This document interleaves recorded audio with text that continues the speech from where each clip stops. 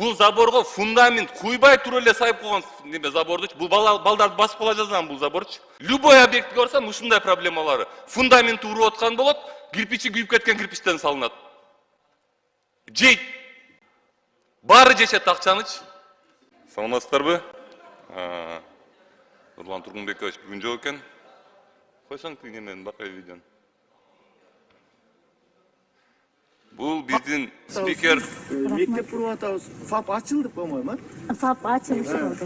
Мектеп ачылды эле. Эми ачабыз анда куруп. Жакшы болуп атат. Бул биздин спикер барып ФАП ачып атат. Аксы районундачы. Бул ФАП койор. Бул ФАП болсо көчө мурдай күнү кайра бузулат. Анткени жакшы салынбай алган. Бул силер ФАПка да барып келдиң. ФАПтын жана фундаментин көрсөтсөң буюлган бакай. На фундамент түшөт. На фундаменти мондай ФАПтын. Арматуралар чыгып калган. Эми караколду кой. Караколдун видеосу бар, караколду кой. Аксыда. Бул мектеп Жылдыз деген айыл. Караколдо салынып аткан мектеп кечирде Сесна поезду куюп атканда тетиңдик немелер кирпичтер учуп кеткен. Бул мектептин дагы фундаменти азыркы ФАПтын эле фундаментиндей.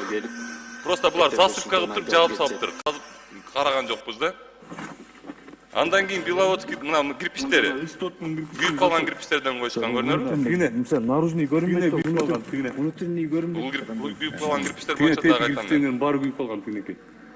Бетине бүт күйүп турат кирпичтеринер. Эле бир нерсени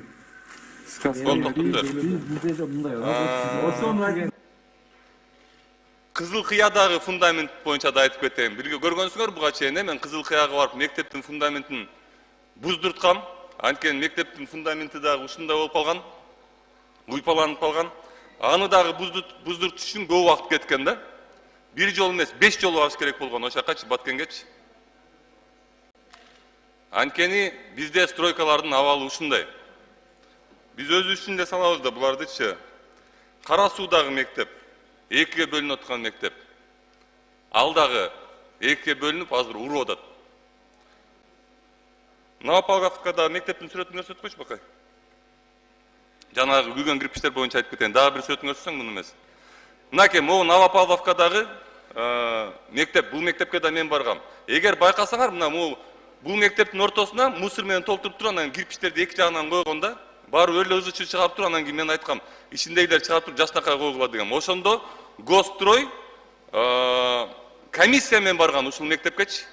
Комиссия менен барган. Карап койгула эми. Тетиги тешилип туруп коюлган кирпич, бул жакшынакай кирпич, бул бышкан кирпич. Тегерегинде кирпичтер күйүп калган кирпичтер да. Көрүнүп турат. Бүт мектептер, бүт садиктер ушу күйүп калган кирпичтерден салынат. Не себептен? Анткени күйүп калган кирпичти бекерлеп берип койшот.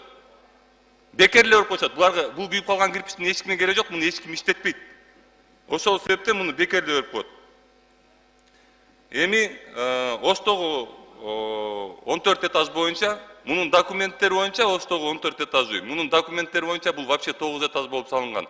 Бул садиктин ордуна салынган. Мунун убагында тура эмес салынгандыгынан 8 колонна тешилген мындачы. Мына көрүп турасыңар, мындагы мен карам. Могул үй азыр салынып бүтүп атат. Бул үйдү строительный компания салып аткан строительный компания 5 жолу кырылыштым, айтып атат. Ооба дейт, биз мыйзамсыз салынганбыз дейт. Өздөрү эле айтып атат, мен кийинчерээк видеосун чыгарам буюрса. Биз дейт мыйзамсыз салынганбыз дейт, ооба. Бирок дейт бизге Госстрой рухсат документтерин берди дейт. Мындайда биздеги стройканын аферасы мындай болуп калды. Бир стройка салынат, аны Долгостройго айлантышат. Ал аябай начар салынат, аны Долгостройго айлантышат дагы. Анан кийин биз усиливать этебиз деген бир сөздү табышты буларчы. Биз усиливать этебиз, биз могул стройка барганда дагы ушул стройканын строительдери мага айткан. Биз усиливать этебиз. Эрлан, сен билбейсиң деген эмне экенин депчи. Азыр жөн эле алышты дагы. Жөн эле могу бузулуп турган колонналарды шубап коюшту дагы, азыр салып бүтүп атышат. А мында жашаган элдер эмне болот? Эмнеге бизде мындай стройкага рухсат бар негизинен эле? Кандай болбосун, эмне болбосун, бул стройканы мындай жарап алган, мындай көзгө эле көрүнүп турат го. Эгер чындап эле жана айтып аткан сөзү чын болсо, усиливать этебиз деген сөзү чын болсо, анда усиливать этип эле салбайт беле, мен сөз сүйлөбөйт элем го жерден. Эмне Кыргызстандын келечеги, Кыргызстандын стройкасы эмне мага эле керекпи? Эмне мектептердин баары Кыргызстанда мен үчүн эле салынып атабы эмне? Ушул жерге келип ушинтип ызычы салып турушум керекпи мен? Баарыбыз эле кыргызбыз го, баарыбыздын эле келечегибиз бир го.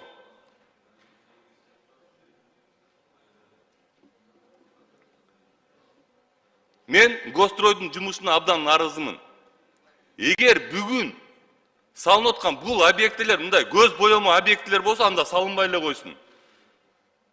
100 деген объектилер салынып атат Кыргызстандачы. Любой объектке барсам ушундай проблемалары. Фундаменти уруп аткан болот, кирпичи күйүп кеткен кирпичтен салынат. Жейт. Баары жешет акчанычы.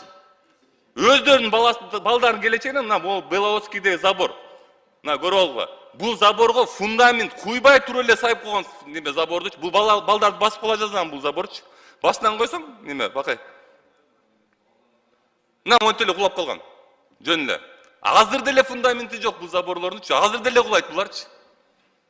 Переделывать эткен эч ким жок. Эмне себептен? Анткени кичине убакыт берип коелу, анан усиливать этишет, кулайт булчу.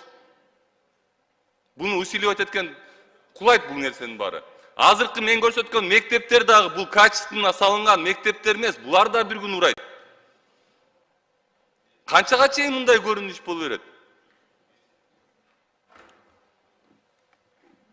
Мен айтайын деген Садыр Нуркожоевич, абдан көп объектилер салынып атат. Негизинен эле мен мындай калпайта турган балдардан эмесмин.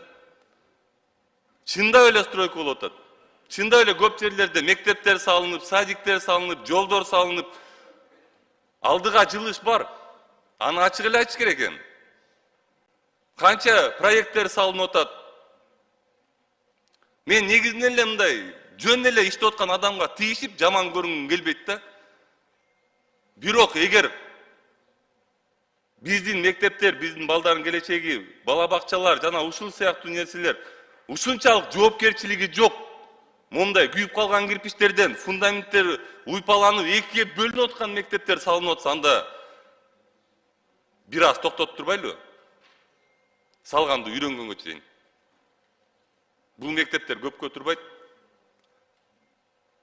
Жөн эле көз боемочулук кылып салыштын кереги жок го дейм. Мен ойлойм, сиз өзүңүз чечим чыгарасыз депчи, бирок бүгүнкү күндө ачык айкын силерге көрсөтүп бердим. Гостройдун иштеси жакшы эмес.